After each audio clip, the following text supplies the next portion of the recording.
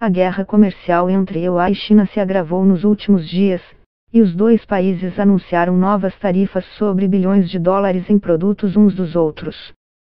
O presidente americano, Donald Trump, disse repetidas vezes que a China pagará esses custos, apesar de seu assessor econômico, Larry Kudlow, ter admitido que cabe às empresas americanas pagarem as tarifas sobre quaisquer bens trazidos da China. Trump afirma também que a guerra comercial é boa para os EUA e gera bilhões de dólares para o Tesouro americano. Ele está certo. Quem vai perder mais à medida que o conflito aumenta? Os importadores americanos, e não as exportadoras chinesas, pagam as tarifas sob a forma de impostos ao governo dos EUA, afirma Christophe Bond, advogado da Cole LLP. Bond, que foi consultor sênior do governo canadense durante as negociações do Acordo de Livre Comércio entre Canadá e a União Europeia, diz que é provável que esses custos adicionais sejam simplesmente repassados aos consumidores americanos na forma de preços mais altos. A China continua sendo o principal parceiro comercial dos Estados Unidos, com alta de 7% nas exportações no ano passado. No entanto, os fluxos comerciais para os EUA caíram em 9% no primeiro trimestre de 2019, sinalizando que a guerra comercial está começando a surtir efeitos mais significativos. Apesar disso, Meredith Crowley, especialista em comércio da Universidade de Cambridge, diz que não há evidências de que as empresas chinesas tenham cortado seus preços como uma estratégia para não perder vendas às empresas americanas. Alguns exportadores de produtos altamente substituíveis acabam de sair do mercado, já que as empresas americanas começaram a importar de outros lugares. Suas margens são muito baixas, e as tarifas estão claramente prejudicando essas empresas. Acho que aqueles que vendem produtos altamente especializados não reduzirão seus preços, possivelmente porque os importadores dos EUA confiam demais neles. De acordo com 2 estudos acadêmicos publicados em março, empresas e consumidores americanos pagaram quase todo o custo das tarifas comerciais dos EUA impostas às importações da China e a outros países no ano passado.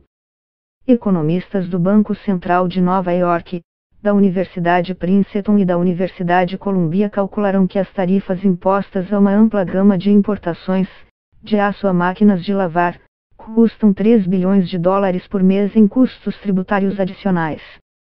Outro estudo, assinado por nomes como Penelope Goldberg, economista-chefe do Banco Mundial, também descobriu que os consumidores e as empresas americanas estavam pagando a maior parte dos custos das tarifas.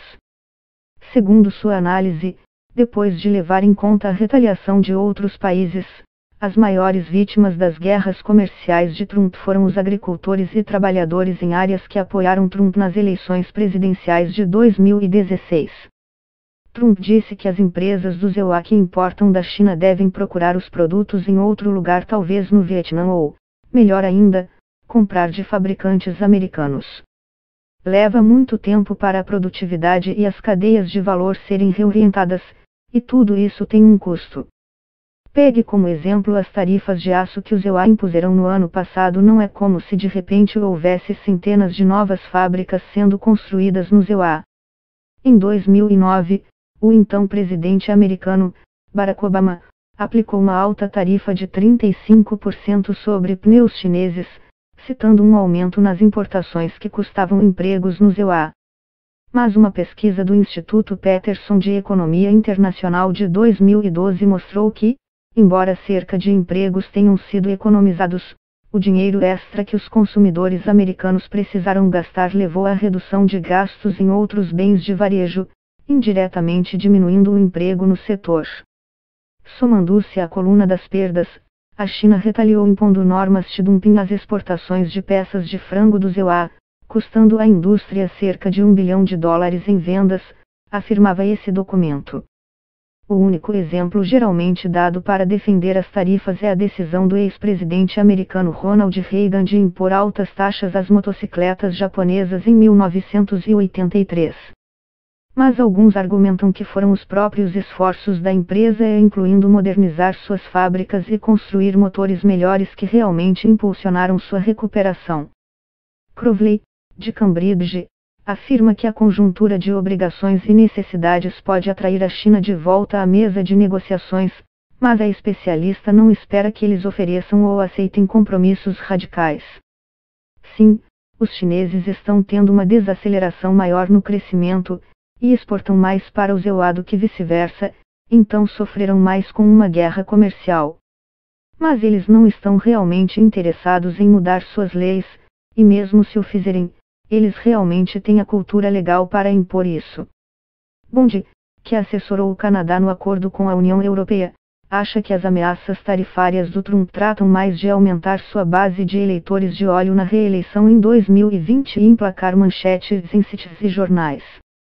As tarifas são mais fáceis de entender do que o trabalho árduo de negociar conjuntos comuns de regras sobre coisas como o comportamento de entidades estatais, proteção da propriedade intelectual, acesso justo a mercados e proteções básicas para trabalhadores e meio ambiente.